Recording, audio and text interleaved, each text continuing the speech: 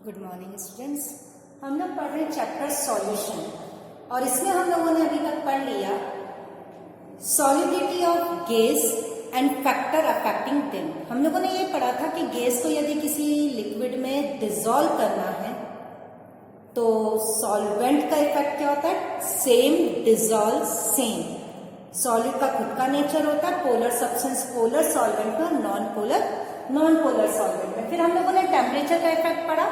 Temperature के लिए हम लोगों ने कहा कि एक्सोथर्मिक जनरली गैसों का वाटर में डिसॉल्व होना एक्सोथर्मिक रिएक्शन है और इस एक्सोथर्मिक रिएक्शन में जब हम टेम्परेचर इंक्रीज करते हैं तो गैस की सॉलिडिटी डिक्रीज होती है। इसका मतलब अगर नॉर्मल गैसेस को अगर मुझे वाटर में डिसॉल्व करना है तो पानी ठंडा होना चाहिए। इसीलिए सारे सॉफ्ट ड्रिंक्स चिल्ड वाटर में तैयार किए जाते हैं ताकि CO2 जो डिसॉल्व करनी हो ज्यादा डिसॉल्व हो, टेस्ट अच्छा बने।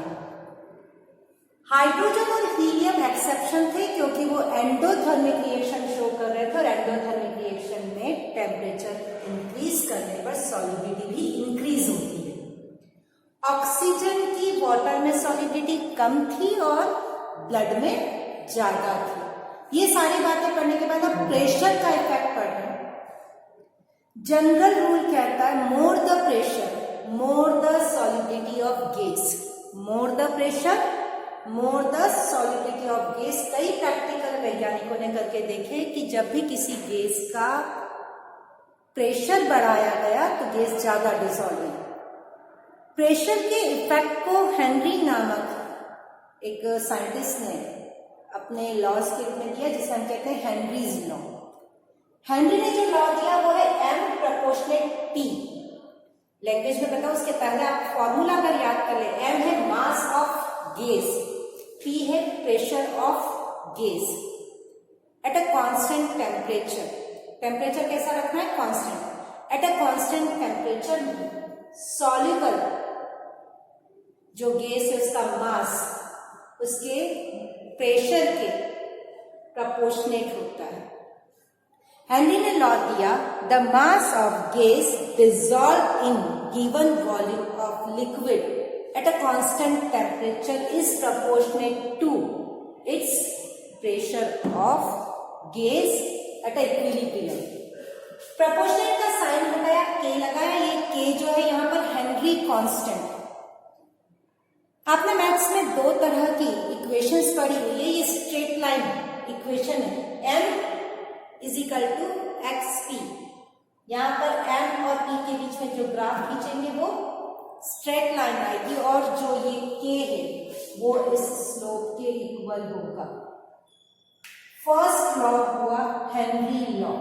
हेनरी लॉ क्या कहता है, प्रेशर का इफेक्ट। प्रेशर का इफेक्ट किस पर देख रहे हैं, डिसॉल्व गैस के मास पर। Mass of dissolve gas is proportionate to its pressure on constant temperature. किसने कहा था, ये हेनरी ने कहा था। हेनरी ने कहा कि जैसे जैसे गैस पर प्रेशर बढ़ाएंगे उसकी सॉल्युबल होने की सब्सटेंस की मात्रा बढ़ती जाएगी। अब अगर किसी एक लिक्विड में एक से ज्यादा गैसेस हो, जैसे पानी में कार्बन डाइऑक्साइड भी है और ऑक्सीजन भी है, तो फिर ये हेनरी का लॉ क्या है, तो X प्रपोर्शनेट P1।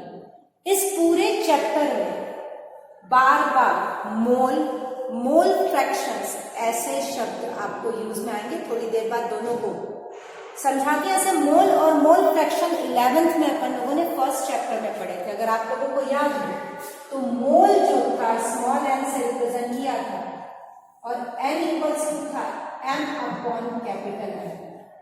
N है मोल, नंबर ऑफ मोल निकाले जाते हैं mass of substance divided by molecular mass. इसे आप एक तरफ उतार कर रखें। Mole equals to mass of substance divided by molar mass. अगर याद हो, मुझे कोई कहे कि H2O का 900 ग्राम है तो इसके मोल निकालें, तो what is mole of 900 gram of water, तो 900 ग्राम में आप कहेंगे, कैसे निकालेंगे, M की जगह तो हो जाएगा 900 और कैपिटल M है मोलर मास ऑफ वाटर 18 मतलब 900 divided by 18 it's means 50 moles of water. तो यहां पर ये मोल फ्रैक्शन है। अब मोल तो समझ आ गया, याद करें व्हाट इज मोल फ्रैक्शन। तो अगर मेरे पास दो सब्सटेंस है ए और बी, इसके 10 मोल है, इसके 20 मोल है, तो मोल फ्रैक्शन ऑफ ए होगा number of moles of A divided by total mole. Substance के मोल फ्रैक्शंस होते हैं उसके खुद के मोल डिवाइडेड बाय टोटल मोल। अगर यहां पर ए बी और सी होता, इसके 30 मोल है,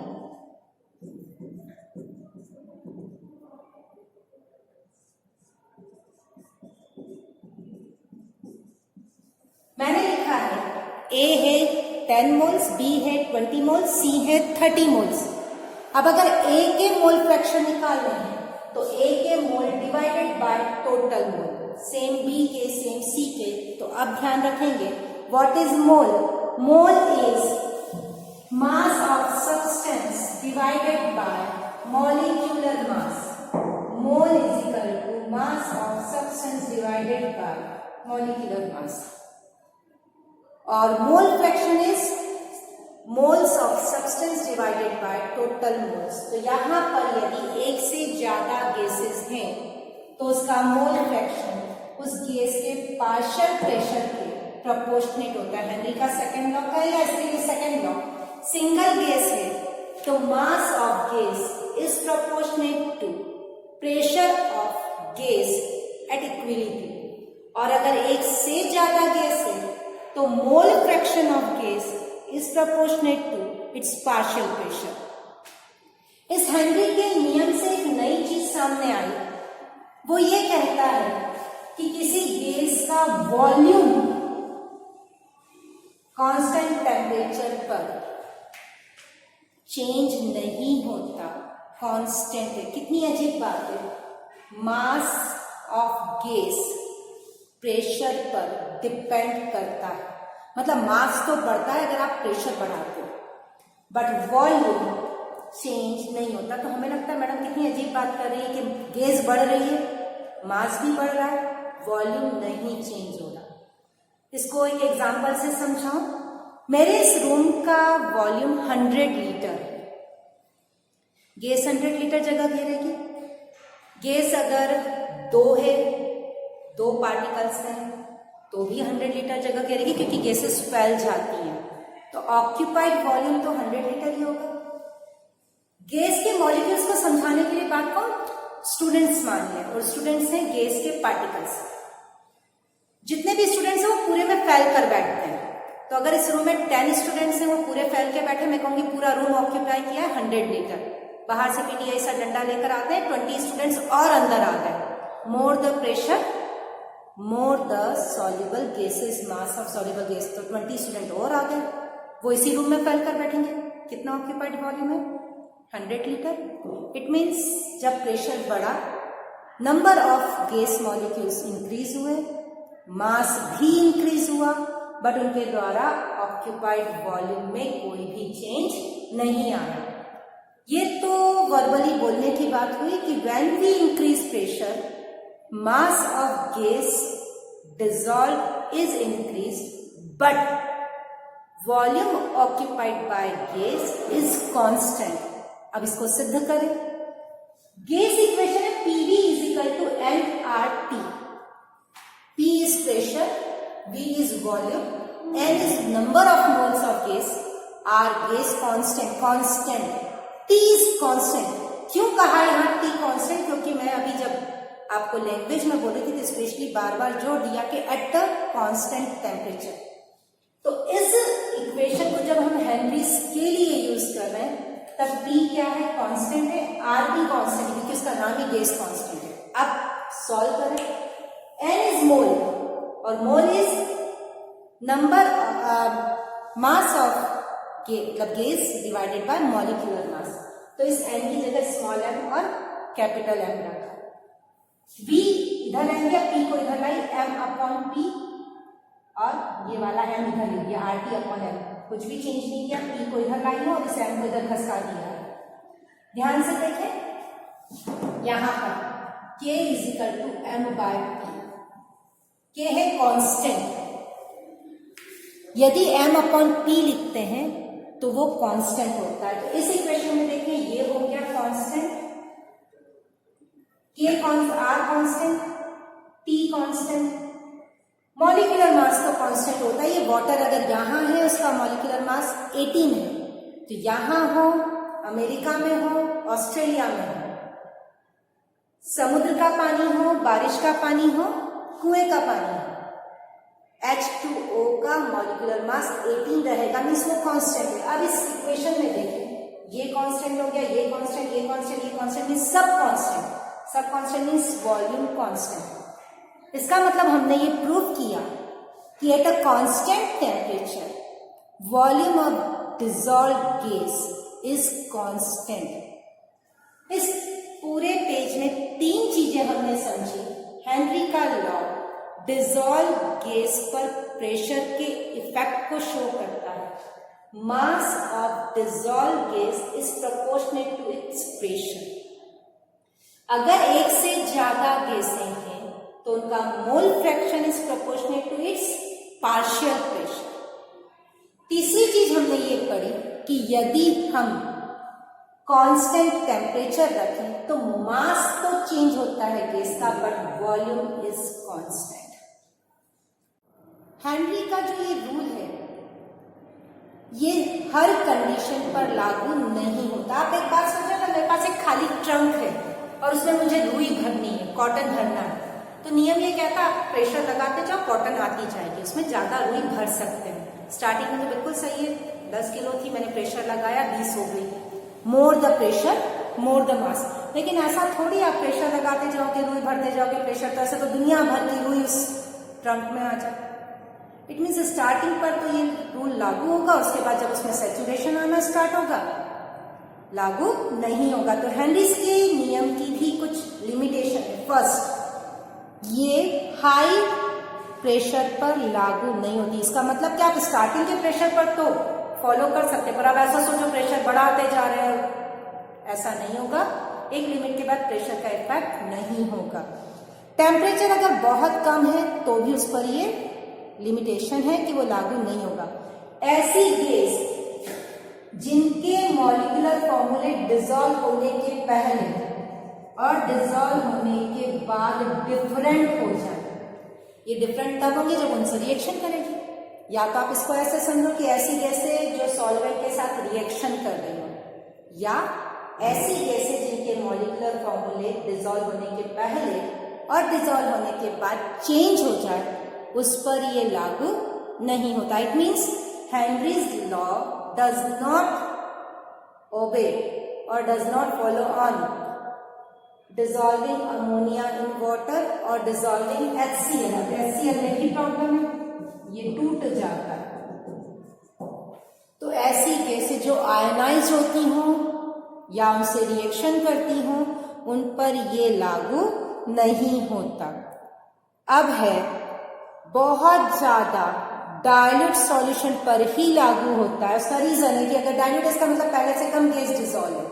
अगर आप बहुत कंसंट्रेट सॉल्यूशन पहले ही बना चुके हो, मैं 2-4 लीटर ऑक्सीजन गैस पहले ही डिसॉल्व कर चुकी हूँ, अब उस पर सोचूं कि प्रेशर बढ़ाऊं और वो बढ़ता जाए, तो ये लागू नहीं होगा।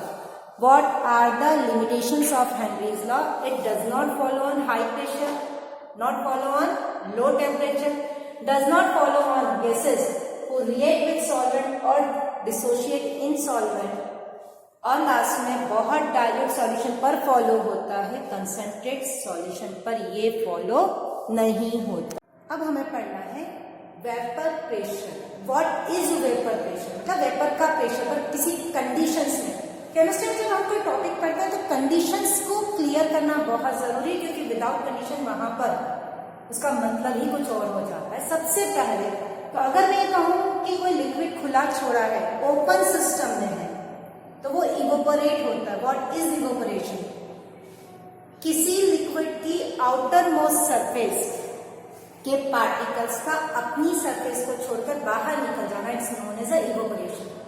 एक गिलास में पानी लिया है, गिलास में सरफेस कम है, उस पानी को अगर मैं परात में खुला छोड़ दूं सरफेस बढ़ गई, और अगर परत की जगह उसे पूरे रूम में फैला दूं और ज्यादा सरफेस बढ़ गई। आप अच्छे से जानते हैं गिलास का पानी पूरा सूख जाए विदाउट गर्म किए, टेम्परेचर चेंज नहीं कर रहे हैं, शायद 2 दिन 10 दिन 20 दिन 25 दिन लग जाएंगे।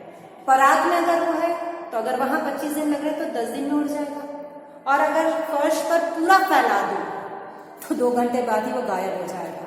More the surface more the evaporation, evaporation is surface phenomenon, surface पर डिपेंड करती है। पेट्रोल की टंकी, जो गाड़ी की टंकी, बाइक की टंकी में यदि मैं पेट्रोल भरवाती हूँ और टंकी का लीड लगाना भूल जाऊं, ढक्कन लगाना भूल जाऊं, 1 घंटे बाद पेट्रोल गायब, because evaporation is there. Surface से पार्टिकल बाहर निकल जाएंगे, फिर दूसरी सरफेस बन जाएगी, दूसरी सरफेस से भी निकल गए, ऐसे मोर वोलेटाइल सब्सटेंस लिक्विड्स जल्दी इवेपोरेट हो जाएंगे। मतलब अगर गिलास भर गई, एक में पानी और एक में सरसों का तेल और एक में पेट्रोल रखो, सरफेस सेम है, सेम गिलास है, सेम लंबाई चौड़ाई के हैं, सेम लिक्विड रखा है, पेट्रोल सबसे पहले गायब हो जाएगा, फिर पानी और सरसों का तेल सबसे लास्ट में। मोर वोलेटाइल सब्सटेंस का इवेपोरेशन ज्यादा होता है। अब अगर ऐसे इवेपोरेट होने वाले लिक्विड को मैं क्लोज बॉक्स में रख दूं, तो मैंने ये ढक्कन लगा दिया, स्टार्टिंग में तो इवेपोरेशन होगा, वेपर्स बनेंगी, इस खाली जगह में वेपर्स आ जाएंगी। अब एक टाइम आएगा कि जितनी वैकेंट जगह थी सब वेपर्स से भर गई, ये वेपर्स ढक्कन से टकराएंगी और रिवर्स डायरेक्शन में चलेंगी। ये वेपर्स बन रही है और वेपर्स वापस लिक्विड में चेंज हो रही है। एक टाइम ऐसा आएगा कि rate of evaporation is equal to rate of condensation. याद करें 11th में बहुत पढ़ा था, when the rate of forward reaction is equal to rate of backward reaction, it's known as equilibrium. इसका मतलब यहां पर इक्विलिब्रियम आ जाएगा, इवेपोरेशन की रेट और कंडेंसेशन की रेट इक्वल हो जाएगी। इस समय जितनी वेपर्स बन गई हैं, उन वेपर्स द्वारा इस सरफेस पर, लिक्विड की सरफेस पर जो प्रेशर एक्सर्ट होगा, it's known as a vapour pressure. अब सब चीजों को कंक्लूड करें। At a constant temperature, at a constant temperature, इसका मतलब वेपर प्रेशर हमें किसी एक टेम्परेचर पर ही फाइंड करना है। अगर आप टेम्परेचर चेंज करते हैं तो उसकी वैल्यू भी चेंज होगी। 20 डिग्री पर उसकी वैल्यू अलग आएगी, तो 25 पर अलग, 30 पर अलग। तो eight a constant temperature in a close box, at a equilibrium, या तो आप क्लोज बॉक्स शब्द यूज कर लो या इक्विलिब्रियम, क्योंकि इक्विलिब्रियम केवल क्लोज बॉक्स में ही पॉसिबल है। At a equilibrium pressure of gas on the surface of liquid is known as its vapor pressure। अब वेपर प्रेशर में क्या चेंजेस आता है, तो ये मान लो शुद्ध पानी है, प्योर पानी है, वाटर है, इसके अगर मैंने 100 मॉलिक्यूल्स लिए तो ये पूरी तरह से नंबर्स प्रॉक्सी हैं, केवल आपको समझाने के लिए, इसीलिए नंबरों के आंकड़ों को आप लिखते समय ना लिखें, केवल समझें। मान लें 100 मॉलिक्यूल्स हैं, इसमें से 10 मॉलिक्यूल वेपर्स में चेंज होते हैं, तो यहां बच जाता है 90, यहां 10। इक्विलिब्रियम में 10 मॉलिक्यूल ऑफ वेपर्स प्रेशर डालते हैं 90 मॉलिक्यूल ऑन वाटर, तो मैं समझ सकती 10 लोग मिलकर 90 लोगों को धक्का लगा रहे हैं इस समय प्योर वाटर में, मान लें 25 डिग्री टेम्परेचर। यदि इसमें कोई नॉन वोलेटाइल सॉल्यूट मिलाया जाए, जैसे नमक, तो अब मैं मान रही हूं कि 100 प्लस 10 मॉलिक्यूल्स ऑफ नमक है। नमक नॉन वोलेटाइल है, मीन्स वो वेपर्स में चेंज नहीं होगा। अब अगर वो वेपर्स में चेंज नहीं हो रहा है तो वेपर्स में चेंज तो वाटर ही होगा, वाटर के वही 90 और 10। यहां पर 10 मॉलिक्यूल्स कितने पर धक्का लगा रहे थे, प्रेशर लगा रहे थे 90 पर। अब यहां पर क्या प्रॉब्लम हो गई, 10 लगा रहे हैं 100 पर, क्योंकि 10 मॉलिक्यूल्स ऑफ सॉल्ट मिक्स किया जो कि नॉन वोलेटाइल है। इसका मतलब जब नॉन वोलेटाइल सब्सटेंस मिक्स करते हैं तो वेपर प्रेशर कम हो जाता है। Decrease in vapour pressure, decrease को अपनी इस बुक में अपन डिप्रेशन के नाम से पढ़ेंगे, और यहाँ पर जो वेपर प्रेशर में कमी आई है it's known as lowering of vapour pressure. कितनी कमी आई? अगर जीरो, ये जो जीरो लगा है वो जीरो नहीं है, एक्चुअल में ओरिजिनल है, मतलब शुद्ध का, शुद्ध प्योर सब्सटेंस का वेपर प्रेशर माइनस सॉल्यूशन का, सॉल्यूशन शब्द क्यों यूज करा है? ये सॉल्वेंट था, प्योरली वाटर, इसमें आपने नमक मिला दिया, सॉल्यूशन। चैप्टर में शब्दों पे बहुत ज्यादा ध्यान जाएगा। ये प्योर वाटर है मींस प्योर सॉल्वेंट, तो सॉल्वेंट के वेपर प्रेशर से सॉल्यूशन का वेपर प्रेशर हमेशा कम होगा।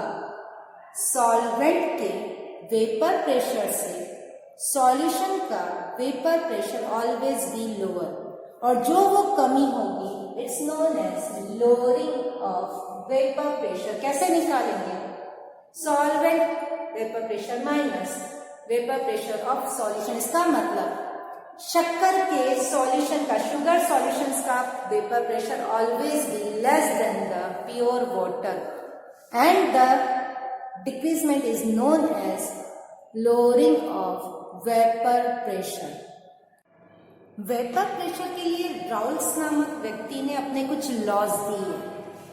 वेपर प्रेशर फॉर सॉल्यूशन, अब सॉल्यूशन दो चीजों को मिक्स करके बनाना है, सॉल्वेंट एंड सॉल्यूट। आज के अपन इस हिस्से में भी पहले पढ़ते हैं, solute is volatile, when the solute is volatile.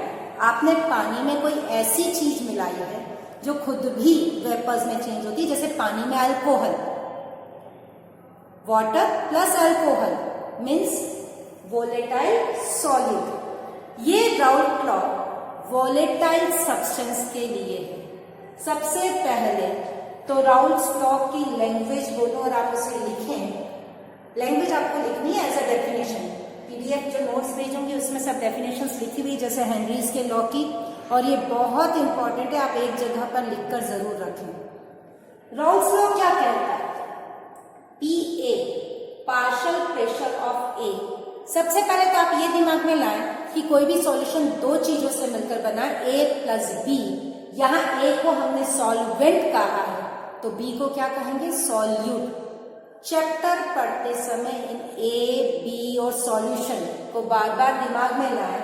Solution दो चीजों से मिलकर बना है, सॉल्वेंट एंड सॉल्यूट। पूरे चैप्टर में ए हमने सॉल्वेंट को और बी सॉल्यूट को माना है। यहाँ पर पी जो है, P A partial pressure of A, जिसे हमने सॉल्वेंट माना है, तो एक्स ए, एक्स अभी थोड़ी देर पहले समझाया था, mole fraction, X is mole fraction of A. अगर बी यूज करेंगे तो पी बी बराबर हो जाएगा partial pressure of B mean solute, और एक्स बी बराबर हो जाएगा mole fraction of solute. Raoult's ने कहा कि पार्शियल प्रेशर ऑफ कंपोनेंट, अब कंपोनेंट दो हैं सॉल्यूशन में, ए एंड बी, तो ये दोनों पर लागू होगा, केवल ए पर नहीं। तो यहां पर डेफिनेशन में आप सॉल्वेंट नहीं बोलेंगे, component. Partial pressure of component is proportionate to its mole fraction. Its mole fraction, अगर आप ए ले रहे हो तो ए के मोल फ्रैक्शन के, और बी ले रहे हो तो बी के मोल फ्रैक्शन के। इसका मतलब अगर आप चाहें तो यहां साथ में एक और आप डेरिवेशन लिख सकते हो, so the P B is proportionate to X B. दोनों पर लागू होगा एट अ कांस्टेंट टेम्परेचर। ये क्लॉज जरूरी है, at a constant temperature partial pressure of component is directly proportionate to its mole fraction. ये कंप्लीट हो गया। प्रोपोर्शनेट का साइन हटाते हैं तो कांस्टेंट लगाते हैं, तो यहां इस प्रोपोर्शनेट के साइन को मैंने हटाया और P0A लगाया। जीरो जो है, नॉट जो है, वो प्योर सब्सटेंस का वेपर प्रेशर है, और vapour pressure of pure substance is constant, तो यहां पर इसे एज अ कांस्टेंट यूज किया है। तो अब फॉर्मूला हमारा हो गया PA partial pressure of components equal to vapour pressure of A into XA। जब हम लोगों ने मोल फ्रैक्शन पिछले साल पढ़ा था तो दो कंपोनेंट के मोल फ्रैक्शन अगर बाइनरी सॉल्यूशन है, दो ही सब्सटेंस है, तो उनका टोटल ऑलवेज भी 1। If XA plus XB is 1, so XA equals to क्या हो जाएगा 1 माइनस XB। अब यहां पर हम टोटल प्रेशर की बात करें, डाल्टन ने कहा था कि अगर किसी एक सिस्टम में एक से ज्यादा सब्सटेंस हो तो total pressure is sum of their partial pressures. तो सम ऑफ देयर, अब मैं मान रही हूं कि सिस्टम में दो चीजें ए और बी, सॉल्वेंट और सॉल्यूट, तो total pressure is sum of their partial pressure, A के पार्शियल प्रेशर और बी के। तो मैंने लिख दिया P is equal to PA plus PB। PA की वैल्यू यहां से लिखी, P0A XA सेम PB की वैल्यू होगी P0B XB। अब दोनों के लिए एक कोई कांस्टेंट ले, तो हमने यहां से लिया XA is equal to 1 minus XB और यहां लिख दिया XA equals to 1 minus XB। Bracket open किया, P0A और इंटू 1 करा तो ये आया और XB करा तो P0A XB प्लस डेरिवेशन को पढ़ने का तरीका होता है जो चीजें चेंज हो रही है उनको समझ लें, जो सेम है उसे एज सच उतारें। जैसे फर्स्ट डाल्टन रूल लगा, total pressure is sum of partial pressure of component, तो PA प्लस PB लिख दिया। PA की जगह P0A XA और PB की जगह P0B XB। नेक्स्ट XA की जगह 1 माइनस XB, ब्रैकेट ओपन किया, ये तब तक ऐसे ही चल रहा है। इन दोनों में कॉमन XB है, मैंने प्लस का XB कॉमन निकाला है। अगर प्लस का निकाला है तो यह आएगा आगे माइनस P0A। ये जो मेरा फॉर्मूला आया है, it is a total pressure for volatile solute.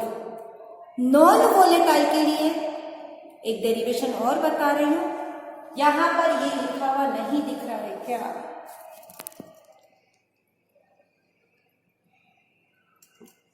XA minus XB। अब राउल्स का सेकेंड नियम, राउल्स का सेकेंड नियम जो है वो नॉन वोलेटाइल सॉल्यूट के लिए है। किसके लिए है? नॉन वोलेटाइल, ऐसे पदार्थ जो खुद वेपर्स में चेंज नहीं होते, ऐसा सॉल्यूट मिक्स करना है जैसे पानी में नमक। फॉर्मूला कोई सेम चला यहां तक तो कि total pressure is sum of partial pressure of component. यहां तक तो अपन ने सेम पढ़ा था, राउल्ट का फर्स्ट लॉ ही लग रहा है। PA की जगह P0A XA आया, PB की जगह P0B XB। यहां पर B जो है वो नॉन वोलेटाइल सब्सटेंस है और नॉन वोलेटाइल सब्सटेंस का जो वेपर प्रेशर है, पार्शियल प्रेशर, वो जीरो होगा क्योंकि वो तो प्रेशर में वेपर्स में चेंज नहीं हुआ, और जब वेपर में चेंज नहीं हुआ तो उसका कोई भी वेपर प्रेशर नहीं होगा। यहां पर P0B इज 0। अब अगर ये 0 हुआ तो आपने एक मुट्ठी नमक डाला, 2 डाला, 3 डाला, 4 डाला, नमक आप कितना भी डालो, मोल फ्रैक्शन कितना भी ऊपर मल्टीपल कितना हो जाएगा 0। तो अल्टीमेटली क्या बचेगा? Total P pressure of solution, vapour pressure of solution is equal to P0A XA। ये खास आपको समझना है कि इसे हमने पूरे को 0 क्यों करा, क्योंकि वो नॉन वोलेटाइल है, उसका खुद का पार्शियल प्रेशर कुछ नहीं है, और पार्शियल प्रेशर 0 होने के कारण आप सब्सटेंस के कितने भी मोल फ्रैक्शंस लो, मल्टीपल ऑलवेज भी 0। अब यहां से समझना स्टार्ट करें, समझे क्या? बहुत सिंपल सी मेथड है। थोड़ी देर पहले हम लोगों ने पढ़ा था XA is equal to 1 minus XB, तो मैंने इस XA की जगह 1 माइनस XB लिख दिया, ब्रैकेट को ओपन किया, P0A माइनस P0A XB, कोई प्रॉब्लम नहीं है। इसको इधर और इसको इधर लाए, ये माइनस का था इधर जाके प्लस का हो गया, और ये प्लस का था इधर आके माइनस का हो गया। ओरिजिनल सब्सटेंस के वेपर प्रेशर में से यदि सॉल्यूशन का वेपर प्रेशर माइनस किया जाए then it's known as lowering of vapour pressure. तो ये लोअरिंग ऑफ वेपर प्रेशर हो गया। इस P0A को नीचे ले आए। ये आपने ओरिजिनल सॉल्यूशन से उसकी तुलना की है, तो ये जो P0A minus P upon P0A आ रहा है, it's known as relative lowering in vapour pressure, relative lowering in vapour pressure. तो अब राउल्स का सेकेंड लॉ जो नॉन वोलेटाइल सब्सटेंस पे उसकी लैंग्वेज सुने, एक्स बी क्या है, X is mole fraction, B is solute. Mole fraction of solute is equal to, यहां प्रोपोर्शनेट नहीं है, इक्वल टू, ये इस पूरे को अपन ने क्या नाम दिया है, relative lowering of vapour pressure. Raoult's का फर्स्ट नियम जहां कहता है कि is proportionate to mole fraction, second law जो नॉन वोलेटाइल सब्सटेंस के लिए है, mole fraction of solute is equal to relative lowering of vapour pressure at constant temperature. Constant temperature लिखना कंपलसरी है।